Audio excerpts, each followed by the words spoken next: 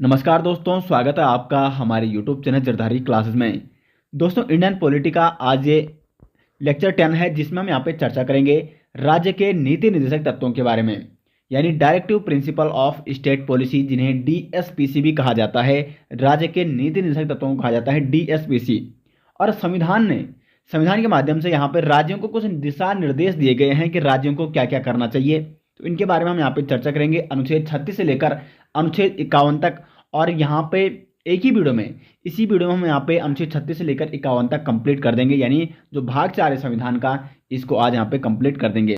साथ ही साथ जिन अभ्यर्थियों ने अभी तक पिछली वीडियो नहीं देखी है, तो वो प्लेलिस्ट में जा सकते हो। इंडियन पॉलिटी की वहाँ पे अलग से प्लेलिस्ट बनाई गई है, जिसमें क्रमानुसार सभी क्लासेस की वीडियो वहाँ पे डाली गई है इंडियन पॉलिटी की, जो कि अब तक की जितनी भी क्लासें चली हैं, तो उन वीडियोज़ को आप देख सकते हो। और भाग 4 से पिछले भाग 1, भाग 2, भाग 3, इनके बारे में काफ़ी डिटेल्स उनमें बताया गया है। तो चलिए दोस्तों, आज की वीडियो शुरू करते हैं। दोस्तों, तो यहाँ पे संविधान के भाग 4 में यहाँ पे उल्लेख मिलता है राज्य के नीति निर्देशक तत्वों का, जिनको कहा जाता है directive principle of state policy, यानी डीपीएसबी।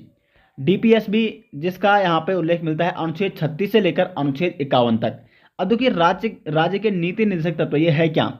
यहाँ पे साफ साफ लिखा है कि राज्य के नीति निर्देशक तत्व, यानी राज्य को यहाँ पे कुछ यहाँ पे तत्व दिए गए हैं, कुछ यहाँ पे नीतियाँ दी गई है राज्य को, यानी राज्य को क्या करना चाहिए, राज्य को क्या नहीं करना चाहिए, ये यहाँ पे नहीं दिया गया है। राज्य को क्या करना चाहिए, इस चीज़ का उल्लेख यहाँ पे मिलता है। देखो, अभी तक आपने फंडामेंटल राइट्स के बारे में पढ़ा, मूल अधिकारों के बारे में पढ़ा।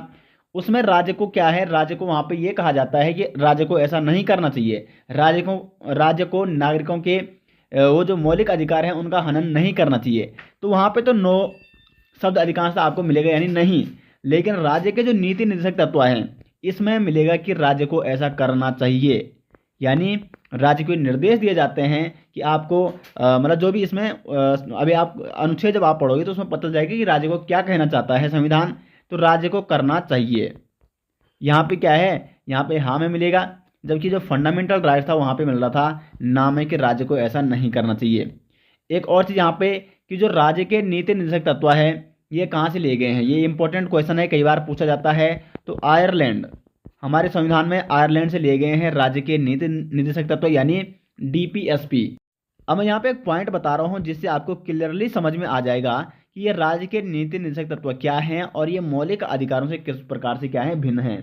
तो जो राज्य के नीति निर्देशक तत्व हैं, यानी डीपीएसपी हैं, ये क्या हैं, ये जो निर्देश दिए गए हैं राज्य को कि राज्य को ऐसा करना चाहिए।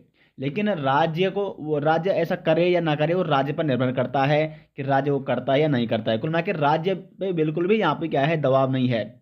लेकिन जो हमारे मौलिक अधिकार थे, उसमें राज्य को कहा गया था कि राज्य को ऐसा नहीं करना चाहिए। राज्य को जो नागरिकों के क्या होते हैं, फंडामेंटल राइट्स होते हैं, उनको हनन नहीं करना चाहिए। तो राज्य को नहीं करना चाहिए। अगर राज्य ऐसा करता था तो हम सीधे कहाँ जा सकते थे, न्यायालय जा सकते थे, और न्यायालय उसकी न्यायिक समीक्षा करके यदि राज्य ने ऐसा कुछ किया है तो उस पर सवाल खड़ा करता था। लेकिन यहाँ पे जो ये डीपीएसपी है, यानी राज्य के नीति निर्देशक तत्व है, इसके अंतर्गत जो भी यहाँ पे निर्देश दिए गए हैं राज्य को कि राज्य को ऐसा करना चाहिए, राज्य ऐसा करे या ना करे, इस बात का कोई प्रभाव नहीं पड़ता है। राज्य क्या है, बिल्कुल यहाँ पे स्वतंत्र है, करे या ना करे। ये दो शब्द आपको नोट करने हैं कि जितने भी इसमें निर्देश दिए गए हैं राज्य को, वो राज्य पर निर्भर करता है कि वो करता या नहीं करता। वो राज्य की मर्जी है, राज्य ऐसा करे या ना करे, वो खैर उसकी मर्जी है। साथ ही साथ अभी हम प्रत्येक अनुच्छेद को यहाँ पे डिटेल्स में एक्सप्लेन करेंगे, तो आपको सारी चीज़ें एक एक करके समझ में आने लग जाएंगी। अब यहाँ पे जो डीपीएसपी है, इनके संबंध में केटी शाह ने एक मत दिया था। केटी शाह एक व्यक्ति थे, इन्होंने कहा था कि यह एक चेक है जिसे बैंक अपनी मर्जी से देता है। यानी जो ये राज्य के नीति निर्देशक तत्व है, यह क्या है, एक चेक के समान है। और बैंक किसको कहा गया, यहाँ पे राज्य को कहा गया है कि यह एक चेक है जिसे बैंक अपनी मर्जी से देता है। तो राज्य जो ये नीति निर्देशक तत्व है ना, इनको अपनी मर्जी से लागू करता है, अपनी मर्जी से फॉलो करता है। इस पर उसको राज्य पर किसी का भी यहाँ पे क्या है, दबाव नहीं है, सिर्फ इसको निर्देश दिए गए हैं कि आपको ऐसा करना है। तो एक एक करके हम इन यहाँ पे अनुच्छेदों को चर्चा करेंगे। और मैंने आपको बता दिया गया है कि यहाँ पर राज्य के जो नीति निर्देशक तत्व है, ये कहाँ से लिए गए हैं, ये लिए गए हैं आयरलैंड से। अनुच्छेद 36 क्या कहता है, अनुच्छेद 36 से लेकर 51 तक विवरण मिलता है डीपीएसपी का। अनुच्छेद 36 कहता है कि राज्य की परिभाषा। अब देखो, फंडामेंटल राइट्स में मैंने आपको अनुच्छेद 12 में राज्य की परिभाषा के बारे में बताया था कि राज्य क्या है, राज्य का अर्थ क्या है। तो जो राज्य का अर्थ अनुच्छेद 12 में था, वही राज्य का अर्थ क्या है अनुच्छेद 36 में है। अनुच्छेद 36 में कोई अर्थ नहीं दिया गया है, यही कहा गया है साफ साफ कि अनुच्छेद 12 में जो राज्य का अर्थ है वही अनुच्छेद 36 में भी क्या है, राज्य की परिभाषा है। तो मूल रूप से राज्य की परिभाषा कहाँ दी गई है, वो दी गई है अनुच्छेद 12 में, और अनुच्छेद 36 में भी क्या है, राज्य की परिभाषा है, जो मूल रूप से कहाँ है, अनुच्छेद 12 में है। तो यही कहना है अनुच्छेद 36 का। तो राज्य क्या है, आपकी केंद्र सरकार हो सकती है, संसद, राज्य सरकार, विधानमंडल, ये सभी राज्य के अंतर्गत आते हैं। और मैंने आपको फंडामेंटल राइट्स में काफ़ी डिटेल्स में बताया था कि राज्य के अंतर्गत कौन कौन सी संस्थाएं आती हैं। अब अनुच्छेद 37 क्या कहता है, 36 में सिर्फ राज्य की परिभाषा दी गई है। किस राज्य की, मतलब जिसके लिए ये नीति निर्देशक तत्व हैं। अनुच्छेद 37 कहता है कि डीपीएसपी यानी राज्य के नीति निर्देशक तत्व न्यायालय में परिवर्तनीय व वाद योग्य नहीं है। हमारे जो फंडामेंटल राइट्स है जिनका विवरण हमें भाग 3 में मिलता है संविधान में, ये क्या थे, वाद योग्य और न्यायालय में परिवर्तनीय थे। यानी यदि राज्य इनका हनन करता था, किसी भी नागरिक के फंडामेंटल राइट्स का हनन करता था, तो वो नागरिक जा सकता था न्यायालय और वहाँ पे इसके बारे में वाद कर सकता था, बहस कर सकता था। फिर न्यायालय इसमें न्यायिक समीक्षा क्या कर सकता, मतलब इन फंडामेंटल राइट्स के संबंध में न्यायिक समीक्षा करता था और फिर राज्य को जवाब देना पड़ता था। लेकिन यहाँ पे क्या है, जो ये डीपीएसपी है, मैं आपको पहले भी बता चुका हूँ, ये राज्य की अपनी मर्जी है, राज्य पर किसी का भी दबाव नहीं है। वो जो उसको ये दिशा निर्देश दिए गए हैं वो ऐसा करता है या नहीं करता है, तो कुल मिला के वो करता है तो अच्छी बात है, नहीं करता है तो फिर भी हम इन डीपीएसपी के मामले में न्यायालय में नहीं जा सकते हैं। न्यायालय भी इनको क्या नहीं कर सकता है, परिवर्तन नहीं कर सकता है, और ना ही ये क्या है, वाद योग्य हैं, इन पे हम बहस नहीं कर सकते हैं न्यायालय में। तो इस अनुच्छेद से आप साफ साफ समझ गए होंगे कि मैं आखिर ऐसा क्यों कह रहा हूँ कि ये राज्य की अपनी क्या है मर्जी है, वो करता है ऐसा कि नहीं करता है। अनुच्छेद 38 क्या कहता है कि राज्य लोक कल्याण की अभिवृद्धि के लिए सामाजिक व्यवस्था बनाएगा। अनुच्छेद 38 में क्या है, ये दिशा निर्देश दिए गए हैं राज्य को कि जो राज्य है वो लोक कल्याण की अभिवृद्धि के लिए, लोक कल्याण को बढ़ावा देने के लिए और सामाजिक व्यवस्था बनाने के लिए क्या करेगा, यहाँ पे उसको दिशा निर्देश दिए गए हैं। और साथ साथ यहाँ पे न्याय की स्थापना करने के लिए वो 3 प्रकार के न्याय स्थापित करने के दिशा निर्देश दिए गए हैं राज्य को, सामाजिक न्याय, आर्थिक न्याय और राजनीतिक न्याय। यानी सामाजिक रूप से किसी भी व्यक्ति में क्या नहीं होना चाहिए, भेदभाव नहीं होना चाहिए, राज्य को भेदभाव नहीं करने चाहिए, और अगर भेदभाव होता है तो उसको कम करने की कोशिश करनी चाहिए। आर्थिक रूप से कोई ज़्यादा अमीर नहीं होना चाहिए, कोई ज़्यादा क्या है गरीब नहीं रहना चाहिए, सबको समान लाना चाहिए, ऐसा प्रयास करना चाहिए राज्य को। और साथ साथ राजनीतिक जो न्याय व्यवस्था है, राजनीति में भी समान अवसर सभी को मिलने चाहिए। तो ये निर्देश दिए गए हैं राज्य को। अब राज्य इनका पालन करता है नहीं करता है वो राज्य की मर्जी है। अनुच्छेद 39 क्या कहता है, पुरुष व स्त्री के लिए समान रूप से जीविका के पर्याप्त साधन। अब देखो, जैसे आप सभी जानते हैं कि पहले यहाँ पे क्या होता था, अधिकांशतः जगह देखने को मिलता पुरुष प्रधान समाज, और यहाँ पे पुरुषों को, अगर पुरुष कहीं क्या जाता है काम करने जाता है तो पुरुषों को अधिक वेतन मिलता था, अगर महिला उसी काम को करती है तो महिलाओं को आधा वेतन मिलता था। तो यहाँ पे ऐसा होता है कि महिलाओं से ज़्यादा कार्य करवा के कम वेतन में यहाँ पे उनको निपटाया जा रहा था। लेकिन यहाँ पे अनुच्छेद 39 में मिलता है कि पुरुष व स्त्री के लिए समान रूप से जीविका के पर्याप्त साधन, यानी यदि पुरुष और स्त्री किसी काम को करते हैं तो समान कार्य के लिए समान वेतन दिया जाना चाहिए पुरुषों और महिलाओं को। तो एग्जाम में अगर पूछा जाता है कि पुरुष व स्त्री के लिए समान कार्य के लिए समान वेतन किस अनुच्छेद में उल्लेखित है, तो वो है अनुच्छेद 39 में, और ये आपका क्या है, राज्य का नीति निर्देशक तत्व है।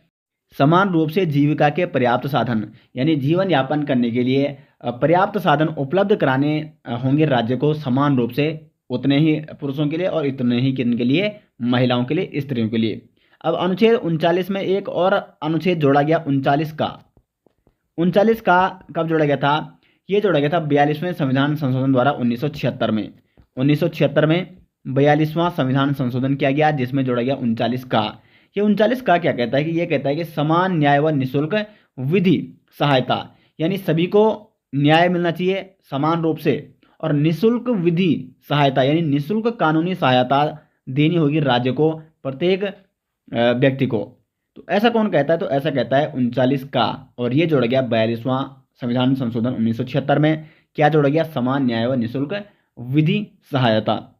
तो आ सकता है एग्जाम में कि निःशुल्क कानूनी सहायता का उल्लेख कहाँ मिलता है, 39 का में मिलता है। राज्य को नागरिकों के लिए समान न्याय उपलब्ध कराना होगा, साथ ही साथ निःशुल्क कानूनी व्यवस्था की भी सुविधा उपलब्ध करानी होगी। ये निर्देश दिया गया है राज्य को। तो 39 का में इसका उल्लेख मिलता है। आगे यहाँ पे अनुच्छेद 40 में है ग्राम पंचायतों का गठन। यानी राज्य को ये निर्देश दिए जाते हैं कि राज्य को क्या करना चाहिए, ग्राम पंचायतों का गठन करना चाहिए। और ये गांधी जी की राय थी। गांधी जी इस पक्ष में थे कि क्या होना चाहिए, ग्राम पंचायतों का गठन होना चाहिए प्रत्येक एक ग्रामीण स्तर में। तो ग्राम पंचायतों का गठन का उल्लेख कहाँ मिलता है, अनुच्छेद 40 में मिलता है।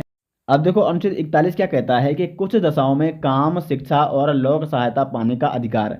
कुछ दशाओं में, जैसे कि कोई व्यक्ति बुजुर्ग हो गए हैं, विकलांग हैं, बेरोजगार हैं, तो उनके लिए लोक सहायता पाने का उनको अधिकार मिलना चाहिए। राज्य को ऐसी व्यवस्थाएं करनी चाहिए कि इन व्यक्तियों को क्या मिलना चाहिए, रोजगार मिलना चाहिए या लोक सहायता पाने का अधिकार। जैसे बुजुर्ग है, सपोज कोई व्यक्ति बुजुर्ग हो गया, उसका कोई नहीं है, तो उसको मतलब उसका जीवन यापन कैसे होगा। तो इस प्रकार की कुछ ऐसी सहायता करनी चाहिए राज्य को। ये निर्देश दिए गए हैं राज्य को। अब राज्य ऐसा करता है नहीं करता, मैं पहले ही आपको बता चुका हूँ, राज्य की क्या है, मर्जी है। हम सुप्रीम कोर्ट या न्यायालय नहीं जा सकते हैं कि राज्य ने ऐसा नहीं किया है। यदि हम सीधे न्यायालय चले गए कि राज्य ने इस प्रकार की कोई योजना लॉन्च नहीं की है, तो न्यायालय इस पर कोई अपना क्या नहीं देगा, टिप्पणी नहीं करेगा, कोई न्यायिक समीक्षा नहीं दे सकता है। क्योंकि ये जो राज्य के नीति निर्देशक तत्व हैं, ये न्यायालय में प्रवर्तनीय नहीं है, वाद योग्य नहीं है न्यायालय में, ये आपको समझना होगा। तो कुछ दशाओं में जिसमें आपको बता चुका हूँ, जैसे मनरेगा। मनरेगा मनरेगा की फुल फॉर्म क्या होती है? मनरेगा का मतलब है महात्मा गांधी राष्ट्रीय ग्रामीण रोजगार योजना, अर्थात मनरेगा। ये भी आपकी अनुच्छेद 41 में आती है। क्योंकि राज्य द्वारा, राज्य की परिभाषा में आपको बता चुका हूँ, क्या चाहे वो केंद्र सरकार हो चाहे वो राज्य सरकार हो, ये राज्य के अंतर्गत ही आते हैं। तो राज्य के द्वारा जो ये मनरेगा शुरू की गई है, ये भी क्या है, एक कुल मिला के वहाँ पे लोक सहायता पाने का अधिकार मिल सके, लोगों को रोजगार मिल सके, अर्थात मनरेगा का भी संबंध है अनुच्छेद 41 से। साथ ही साथ राज्य द्वारा पेंशन योजना बुजुर्गों के लिए शुरू की जाती है। तो यह क्या है, बुजुर्गों को भी यहाँ पे लोक सहायता पाने का अधिकार है, इसलिए उनको पेंशन योजना बुजुर्गों के लिए शुरू की जाती है, या कई विकलांग व्यक्तियों के लिए पेंशन योजना शुरू की जाती है। तो ये सारा किसके अंतर्गत आता है, ये आता है अनुच्छेद 41 के अंतर्गत। आते हैं अनुच्छेद 42 में। तो अनुच्छेद 42 क्या कहता है, न्याय संगत मानवोचित दशा व प्रसूति सहायता का उपबंध। अब देखो यहाँ पे कहा गया है, प्रसूति का मतलब है जैसे कोई स्त्री क्या है, गर्भावस्था में है और उसका क्या हो गया, डिलीवरी हो गया है। तो डिलीवरी जब उसकी होती है तो उस समय वो क्या नहीं कर सकती है, कार्य नहीं कर सकती है। तो न्याय संगत, क्योंकि अगर उस समय, जिस समय कोई स्त्री गर्भावस्था में है और उसका क्या होने, डिलीवरी होने वाली है, उस समय यदि उससे काम करवाया जाता है तो वो बिल्कुल भी क्या नहीं है, मानवोचित नहीं है, न्याय संगत नहीं है। तो न्याय संगत मानवोचित दशा व प्रसूति सहायता का उपबंध कराना, ये जिम्मेदारी किसकी है, राज्य की है। तो इसलिए महिलाओं को जब उनकी डिलीवरी होती है तो उससे कुछ महीने पहले ही उनको अवकाश दिया जाता है, और कुछ महीने बाद तक उनको अवकाश दिया रहता है जब तक डिलीवरी ना हो, और मतलब डिलीवरी के बाद भी और डिलीवरी के पहले भी उनको क्या मिल जाता है, अवकाश मिल जाता है।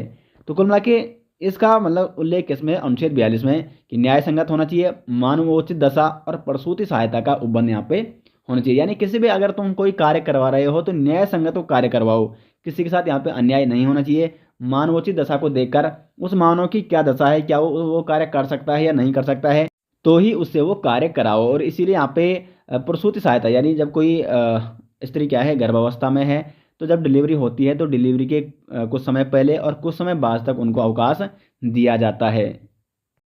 अनुच्छेद 43 क्या कहता है, कर्मकारों के लिए निर्वाह मजदूरी। निर्वाह का मतलब है यहाँ पे न्यूनतम, यानी जो भी व्यक्ति कार्य कर रहा है उसको कम से कम न्यूनतम वेतन मिलना चाहिए। एक निश्चित कर देना चाहिए कि न्यूनतम वेतन क्या होना चाहिए, जिससे वो अपना क्या चला सकता है, अपना जीवन चला सकता है। अब किसी व्यक्ति को, कोई व्यक्ति को तुम दिन भर काम करा रहे हो और उसको सैलरी दे रहे हो 50 रुपये, क्या वो 50 रुपये में आजकल जीवन यापन कर सकता है? बिल्कुल नहीं कर सकता है। तो इस हिसाब के इसीलिए यहाँ पे निर्देश दिए जाते हैं राज्य को कि तुम कुछ ऐसे नियम बनाओ या कुछ ऐसा एक निर्वाह मजदूरी तुम क्या करो, फिक्स करो कि कर्मचारियों के लिए, जो कर्मकार हैं, जो काम कर रहे हैं, उनके लिए निर्वाह मजदूरी, इस चीज़ का प्रावधान कहाँ दिया गया है, अनुच्छेद 43 में, कि एक कम से कम न्यूनतम मजदूरी उनको दी जानी चाहिए, जिससे वो अपना क्या कर सके, जिससे वो अपना जीवन यापन कर सकते हैं। अब देखो अनुच्छेद 44 क्या कहता है कि समान नागरिक संहिता यानी यूनिफॉर्म सिविल कोड। इसका मतलब ये है कि सिविल जो भी मामले हैं, जो भी आपके क्या हैं सिविल मामले हैं, उन पर समान नियम बनने चाहिए। अब ये सिविल मामले कौन कौन से होते हैं? समान नियम। सिविल मामले जैसे कि आपका विवाह हो गया, संपत्ति तलाक हो गया, इन सब में सभी धर्मों और सभी व्यक्तियों के लिए ये मामले क्या होने चाहिए? सिविल मामले, इनके लिए समान नियम बनने चाहिए। विवाह के लिए, संपत्ति के लिए और तलाक के लिए। जैसे मुस्लिम धर्म में ट्रिपल तलाक हुआ करता था, हिंदू धर्म में ऐसा नहीं होता था। तो कुल मिला के कहाँ है, जो ये नियम कानून है वो दोनों के लिए समान बनने चाहिए, चाहे वो तलाक का मामला हो, चाहे वो विवाह का मामला हो।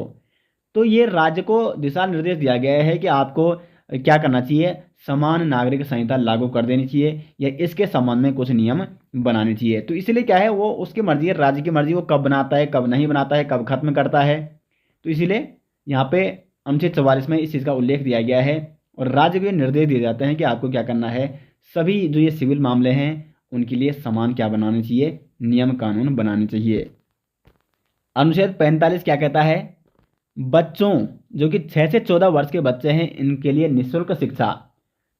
अब देखो ये आपका मौलिक अधिकार भी है, 6 से 14 वर्ष के बच्चों के लिए निःशुल्क शिक्षा, ये आपका फंडामेंटल राइट्स भी है।